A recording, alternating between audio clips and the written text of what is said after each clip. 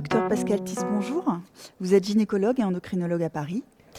Chaque mois, les règles sont un moment pénible pour les femmes, mais elles sont de plus en plus nombreuses à ne plus s'y résigner. C'est le cas de Clémence, 25 ans, qui nous a envoyé la question suivante. Quel type de contraception me permettrait de ne plus avoir mes règles? Que lui répondez-vous? Alors, il y a différents types de contraception qui permettent de ne plus avoir de règles. D'abord, il y a la contraception estroprogestative, c'est-à-dire la pilule classique qui est un mélange d'estrogène et de progestatif de synthèse. Donc, il est tout à fait possible d'enchaîner plusieurs plaquettes et puis de faire ensuite un arrêt pour arriver à réduire la fréquence des règles. En fait, on ne peut pas supprimer complètement les règles, mais on peut réduire la fréquence, par exemple, en enchaînant 7 plaquettes ou 13 plaquettes, bien sûr sous le contrôle de son médecin, avec un petit arrêt quand même régulièrement pour avoir donc de temps en temps un épisode de règles franc.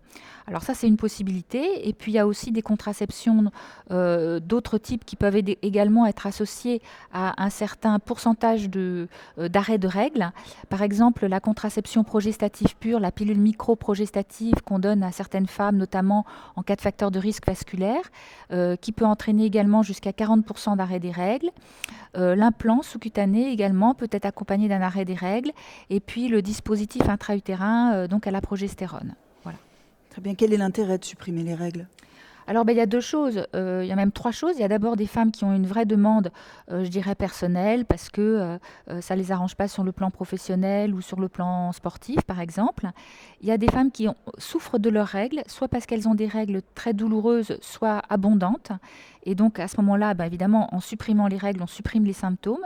Et puis, il y a aussi une autre indication intéressante, c'est quand les femmes ont des migraines ou ce qu'on appelle les syndromes prémenstruels, qui peuvent arriver même sous pilule, soit au moment des règles, soit juste avant les règles.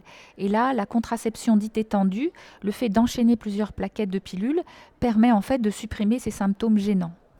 D'accord. Et est-ce que le fait de supprimer les règles présente vraiment un risque quelconque? Alors, en fait, on peut répondre de 2 façons. D'une part, les règles en elles-mêmes ne sont pas nécessaires. C'est-à-dire il faut savoir que les règles de la pilule, ce sont ce qu'on appelle des hémorragies de privation artificielle. Et les inventeurs de la pilule avaient mis au point des cycles de 28 jours pour favoriser l'adhésion des femmes à ce mode de contraception. Mais ça reste quelque chose de complètement artificiel. Donc les règles de la pilule sont artificielles. Donc les études actuelles montrent qu'il n'y a pas d'inconvénient sur le plan utérin à enchaîner plusieurs plaquettes et à ne pas avoir des règles tous les mois. Cela dit, on n'a pas d'argument actuellement, on n'a pas de données sur la tolérance à très long terme de ces régimes, soit en termes de cancer, soit en termes métaboliques. Mais bon, on n'a pas non plus d'inquiétude particulière. Je dirais en tout cas que c'est tout à fait possible d'utiliser ces méthodes à court terme quand les femmes le souhaitent et qu'elles veulent, pour une raison ou pour une autre, donc supprimer leurs règles. Docteur Thys, merci.